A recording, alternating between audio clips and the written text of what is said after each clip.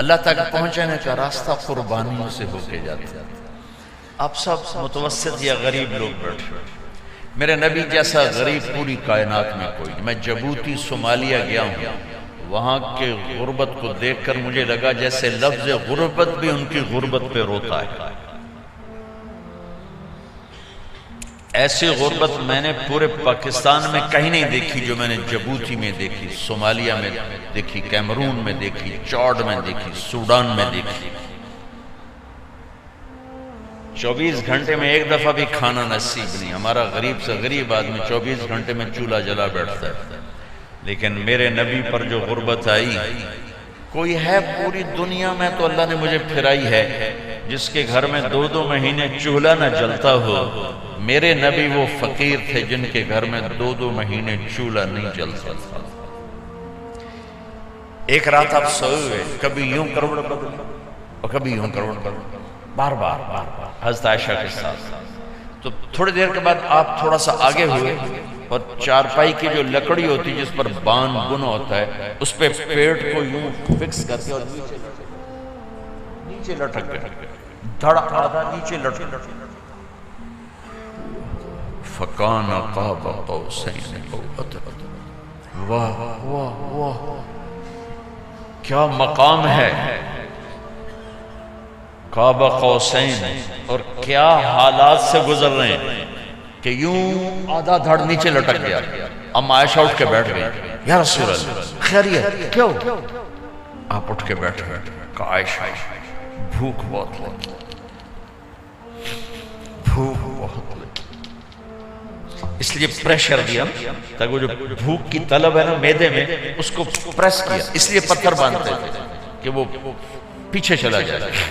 اب مسجد میں تشریف فرما تھے، ایک صحابی نے کر یا رسول اللہ یہ دیکھیں، کپڑا ہٹایا، یہ دیکھیں میں نے پیٹ پہ پتھر باندھا۔ جن کے لیے کائنات بنائی، جنہیں اپنا حبیب کہا، جن کے چہرے کی قسمیں اٹھائیں والضحا، جن کی زلفوں کی قسمیں اٹھائیں واللیل اذا سجا، جن کے منہ سے نکلے بول کی قسم اٹھائی وقیلہ، جن کے کتاب کی قسم اٹھائی والقرآن المجید، جن کے شہر کی قسم اٹھائی وہذا البلد الامین۔ اتنی بڑی ہستی، آپ نے کہا ذرا ادھر دیکھو، آپ نے پیٹ سے کپڑا ہٹایا تو آپ نے 2 پتھر باندھے، دیکھو میں 2 باندھے۔ کوئی ایسا فقیر ہے دنیا میں دکھاؤ؟ عائشہ بھوک بہت لگی تو اللہ کے تو حضرت عائشہ رونے لگی، کہ یا رسول اللہ پھر آپ اللہ سے مانگتے کیوں؟ عائشہ نہیں مانگوں گا، اسی بھوک میں اللہ سے ملاقات نہیں مانگوں گا۔ مجھ سے پہلے میرے جو بھائی آئے انبیاء، وہ اسی فقر میں گئے، میں بھی اس فقر میں جاؤں گا۔ اپنے گھر میں یہ دکھ رکھا، اپنی اولاد کے ذبح ہونے کو قبول کیا تاکہ آئندہ آنے والی امت کا غریب طبقہ گلہ نہ کرے، شکوہ نہ کرے، حرام راستوں پہ نہ جائے، غلط راستوں پہ نہ جائے، اور مالدار فخر نہ کرے میں کوئی بڑا آدمی بن گیا ہوں، میری اتنی بڑی فیکٹری بن گئی ہے، میری اتنی بڑی کمائی ہو گئی ہے۔ یہ نہ یہ بڑائی کی چیز ہے نہ وہ چھوٹائی کی چیز ہے۔ جس سے اللہ راضی ہے وہ بڑا ہے، جس سے اللہ ناراض ہے وہ چھوٹا ہے، چاہے غریب ہے چاہے مالدار۔ حضرت عائشہ فرماتی ہیں بیٹا 2 مہینے گزر جاتے تھے ہمارے گھر میں چولہا نہیں جلتا تھا، چولہا نہیں جلتا تھا، 2 ماہ گزر جاتے تھے۔ ایک دفعہ باغ میں تشریف لے گئے، عبداللہ بن عمر آپ کے ساتھ ہیں، صبح کا وقت ہے، تب کھجوریں گری پڑی جو ملک نہیں ہوتی، کسی کوے نے ٹھونگ ماری، کسی طوطے نے اس کو ایسے ہی وہ اس کو ٹک دیا اپنی اس کے ساتھ چونچ کے ساتھ، وہ گر پڑی۔ اب اٹھا کے صاف کر کے کھا رہے تھے اور عبداللہ سے کہہ رہے تھے عبداللہ تو نہیں کھاتا؟ انہوں نے کہا جی مجھے بھوک نہیں ہے۔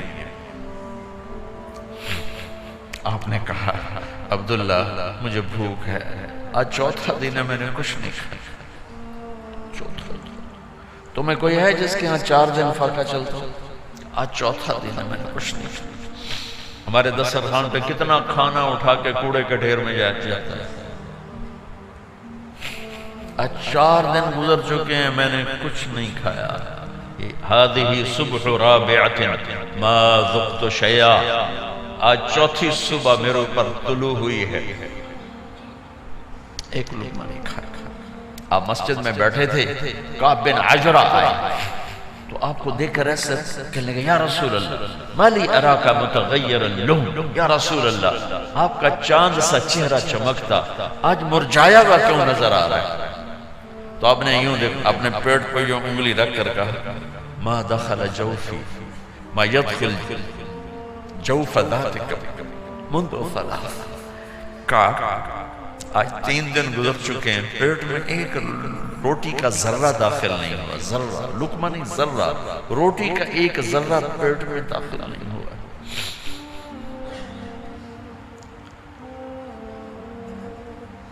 اور اتنی بڑی رسالت، اتنی بڑی نبوت.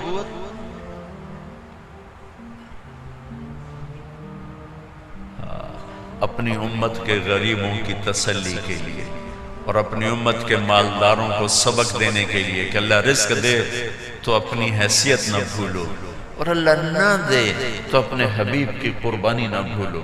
انہوں نے تو جان بوجھ کے یہ کیا، جان بوجھ کے. یہ نہیں کہ آپ کو کوئی تنگی اللہ کی طرف سے، جان بوجھ کے. اور سارے گھر کا یہ حال ہے. بس فاطمہ رضی اللہ تعالیٰ عنہ سے ملنے گئے، کہا بیٹے میں اندر آ جاؤں، میرے ساتھ عمران بھی ہیں. ایک صحابی تھے عرب سردار، میرے ساتھ عمران بھی ہیں. کہا ابا جان میرے گھر میں اتنی چادر نہیں کہ اپنے آپ کو چھپا سکتا، پردہ کرنے کے لیے میرے پاس چادر کوئی. تو آپ نے اپنی چادر اندر دے دی، کیسے پردہ کر تو لپیٹ لی. اب اندر آئے تو آپ نے پوچھا میں نے سنا تھا تو بیمار ہے، میں تیرا حال پوچھنے آیا ہوں. تو باپ کو دیکھ کے آنسو نکل آیا کہ یا رسول اللہ بیماری بھی ہے اور بھوک بھی ہے، دونوں ہی ہیں، صرف بیماری نہیں بھوک بھی ہے. بڑے بڑے مصیبتوں سے لڑ جانے والے ماتھے پہ کبھی بل نہ آیا.